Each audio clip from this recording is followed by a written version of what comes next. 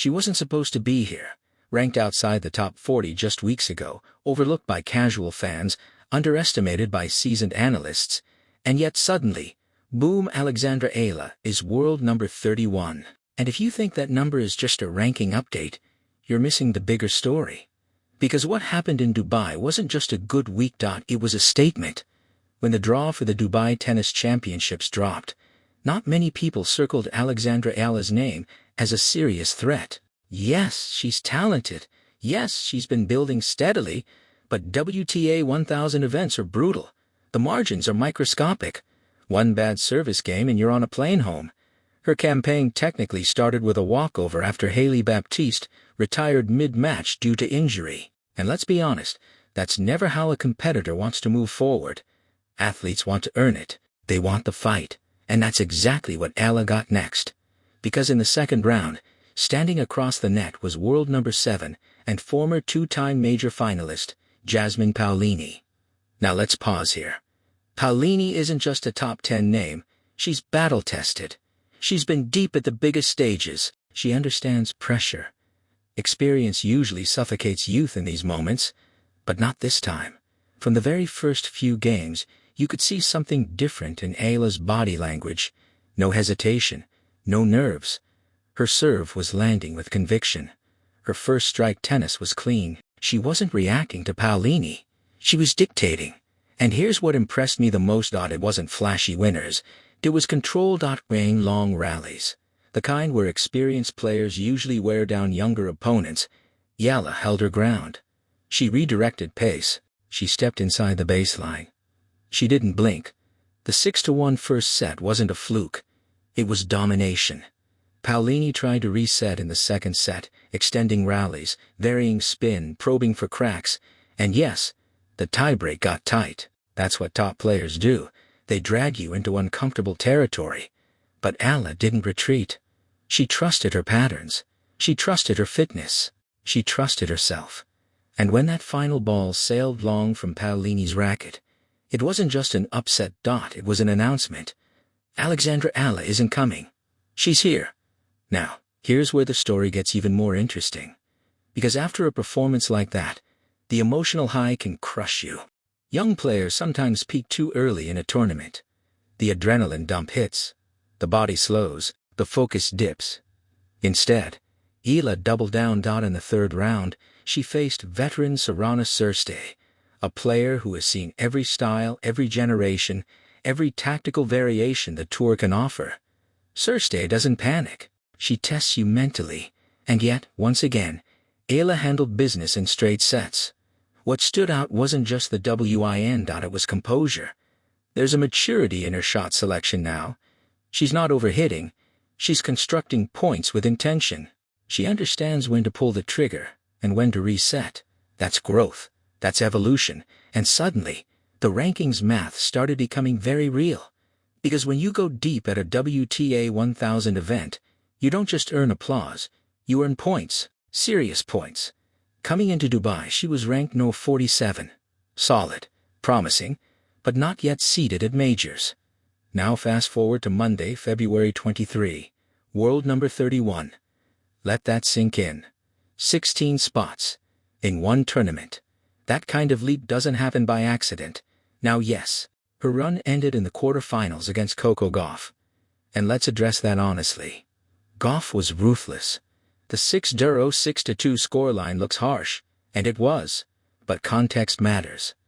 Gauff is one of the most explosive athletes on the WTA Tour. When she's locked in, she applies scoreboard pressure from the first point. She gives you nothing for free. Her return position forces you to hit bigger second serves. Her speed turns defense into offense in seconds. Eala ran into a buzzsaw. But here's what I don't want people to do. I don't want this narrative to become, she got exposed. That's lazy analysis. This was a young player reaching her first major WTA 1000 quarterfinal, facing an established star who has been there many times before. There's a difference between losing and learning, and if you watch closely, there were glimpses even in that defeat, aggressive intent, willingness to take the ball, early signs that she belongs at this level. Now here's the part that really hit me. After the rankings update went live, Eala posted a screenshot of her new position on the official WTA website. Her caption? Tokshing. Sam. Not top senshir next. Not mission accomplished. Just pure unfiltered joy that tells you everything. Because this isn't entitlement. It's gratitude. It's hunger. It's awareness of the journey. And let's zoom out for a second. For Philippine tennis, this is monumental. Representation matters. Visibility matters. When a 20-year-old from the Philippines climbs into the top 31 in the world, kids back home are watching. They're seeing possibility. And here's where the curiosity gap comes in. Because this ranking jump might be the least important part of the story. The real shift? Seeding. If she maintains or improves this ranking, she could be seeded at an upcoming major. And that changes everything. Being seeded means you avoid top players in early rounds. It means a clearer path to the second week. It means opportunity. Momentum in tennis is fragile, but it's also powerful. Right now, Eala has it. And I'll say something bold. If her serve percentage continues trending upward and she maintains this aggressive baseline control, she's not just aiming for top 20, she's aiming for contender status. Yes, that's a big statement. But watch the trajectory. Her physical conditioning has improved dramatically. She's handling long exchanges without fading. Her court positioning is smarter. She's choosing high percentage aggression instead of desperation power. That's the difference between a talented prospect and a future threat. Now, let's talk about the mental side. Because this level isn't just about strokes. It's about belief. The Paolini match proves something internally. Beating a world number 7 tells your brain, I can do this. That psychological breakthrough can unlock levels you didn't even know were there. And yet, the tour adjusts. Opponents will study her patterns now. They'll target her backhand depth. They'll pressure her second serve. They'll try to drag her forward and test her transition game. The next phase is adaptation. Can she respond? That's the next chapter. But here's why I'm optimistic. Her team isn't rushing anything. They've been patient with scheduling. They've allowed development instead of chasing hype. And hype is coming. Trust me. Social media is buzzing.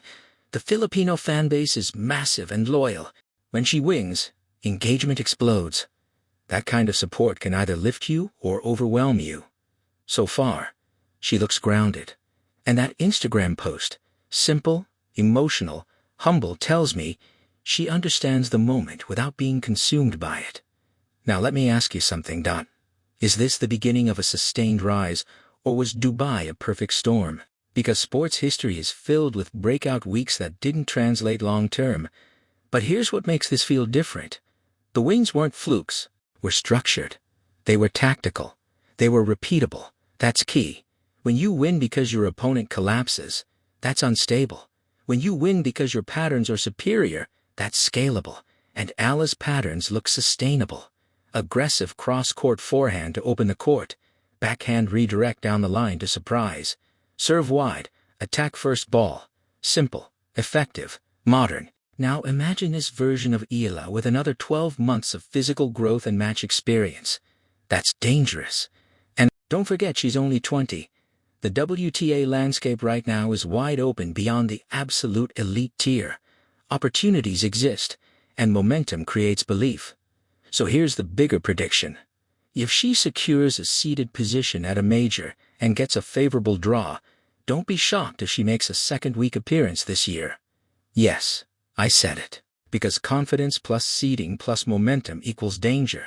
Now before we close, I want to circle back to that quarterfinal loss. Losses like that hurt. They sting. But they clarify. They show you the gap between good and elite. And once you see that gap clearly, you can train specifically for it. The speed of shot tolerance. The depth consistency under pressure. The serve placement variety. These are trainable. And judging by her trajectory, she's absorbing lessons quickly. So when she wrote, "Touching Sam," it wasn't just about a number, it was about proximity. Proximity to the top censure, proximity to seeding, proximity to belonging, and that's powerful. Now I want to hear from you. Was Dubai the launchpad for Alexandra Eala's top 20 breakthrough? Or do you think the tour will adjust and slow her down? Drop your take in the comments. I read them. Because this story isn't finished.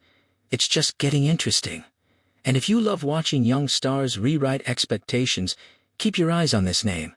Alexandra Eala, world number 31, touching 3. And maybe, just getting started. RedDust report with a grind meets the glory.